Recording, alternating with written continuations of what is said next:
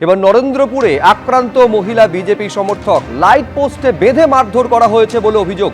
তৃণমূল আশ্রিত দুষ্কৃতীদের বিরুদ্ধে মহিলাকে মারধরের অভিযোগ সামনে এসেছে। শুধু মারধর নয়, মারধরের পর প্রকাশ্যে মহিলার চুল কেটে ন্যাড়া করে দেওয়া হয়েছে বলে অভিযোগ। গলায় ফাঁস দিয়ে, ব্লেড দিয়ে জিভ কেটে নেওয়ার চেষ্টা করা হয়েছে বলেও অভিযোগ সামনে এসেছে। এমনকি শ্বাসরোধ করে খুন করার চেষ্টা করা হয় বলে অভিযোগ। এই ঘটনার সূত্রপাত গত বছরের ৩রা সেপ্টেম্বর, যখন জমি নিয়ে একটি ঝামেলা হয়।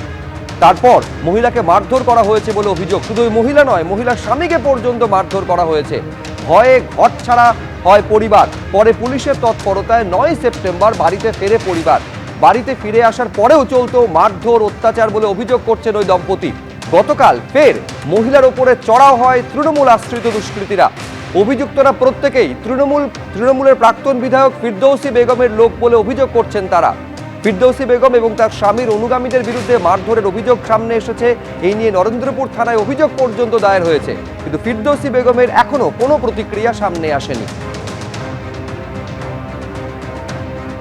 কালকে যখন অফিসার আমাকে নোটিশটা দিয়ে যাওয়ার পরে ওই জমির বিষয়, যে ওরা যেন আমার কোনো ডিস্টার্ব না করে, আমার জমি যখন আমি ঘিরতে যাব ডিস্টার্ব না করে, ওই জন্যই নোটিশটা দিয়ে গেলে আমি নিয়েই নোটিশটা নিয়ে আমি ঘরে, যেমন আমার মেয়েকে নিয়ে থাকি, ওরা আমি ছিলাম। আর ওরা ঘরে ঢুকে 4 জন প্রথমে ঘরের মধ্যে যেমন পেরেছে সে তেমন মেরেছে।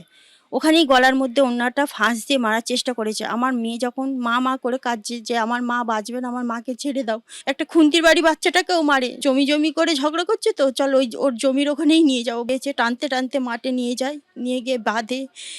যেখান থেকে পারে, 7-8টা মতন মহিলা ছিল আর 3টে পুরুষ ছিল, যে যেমন পারে মেরেছে। আমি আবেদন করছি যেন ওরা কঠোরভাবে শাস্তি পায়। আর যারা মারধর করলো তারা কোন দলের, কোন রাজনৈতিক দলের? কি করতো? তৃণমূল করতো সব।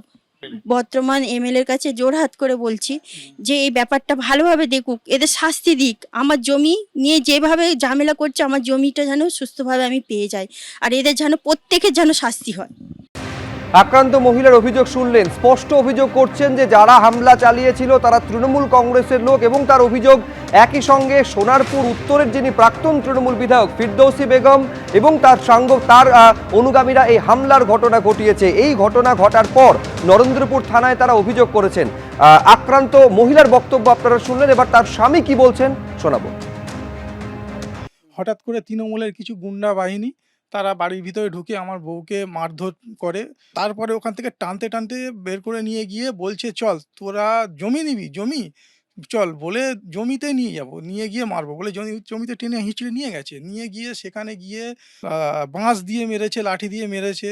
এরা হচ্ছে তৃণমূলের গুন্ডা বাহিনী। এরা এর আগেও আমাদের সঙ্গে এই ধরনের ব্যবহার করেছে। এরা বলছে যে তোরা এই পাড়ায় থাকতে পারবি না, এখানে মেরে দেবো, হয় তোরা বাড়ি ছেড়ে চলে যা, আর এখান থেকে বেরিয়ে যা, আর তোদেরকে জানে মেরে দেবো। এই ছেলেগুলোই, এরাই আমাদের কাছে তোলাবাজি চেয়েছিল ৭৫,০০০ টাকা। সেই ৭৫,০০০ টাকাটা আমরা দিইনি। যদি আমরা দিয়ে দিতাম আজকে হয়তো আমাদের এই দিন দেখতে হতো না। সরকার তো পরিবর্তন হয়েছে, এখন কি আবেদন?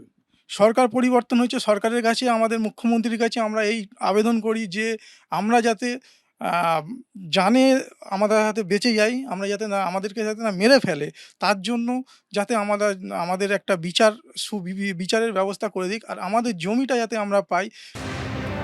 আক্রান্ত দম্পতির তরফে অভিযোগ তোলা হচ্ছে সোনারপুর উত্তরের প্রাক্তন তৃণমূল বিধায়কের অনুগামীরা এই গোটা ঘটনার সঙ্গে জড়িয়ে রয়েছেন, এবং শুধু তাই নয়, এরাই আগে তোলাবাজি করেছিল বলে অভিযোগ করছেন তারা। এইবার আপনাদের শোনাবো সোনারপুর উত্তরের বর্তমান বিজেপি বিধায়ক, তিনি এই অভিযোগ নিয়ে কি বলছেন। বিজেপি কর্মী, মহিলা কর্মীকে মাথা ন্যাড়া করে পেটানোর অভিযোগ রাতভর, এবং ফিরদৌসী বেগম ঘনিষ্ঠ দুষ্কৃতীদের বিরুদ্ধে অভিযোগ। আমরা খুব শিগগির এটা পুলিশ অ্যাকশন নেবে, ইমিডিয়েটলি উইল টেক অ্যাকশন। এখনো তৃণমূলের পক্ষ থেকে এই ধরনের কাজ চলছে, সব জায়গায় চলছে, একটু সিস্টেমকে কন্ট্রোল করতে একটু সময় লাগে। এবিপি আনন্দ, এগিয়ে থাকে, এগিয়ে রাখে।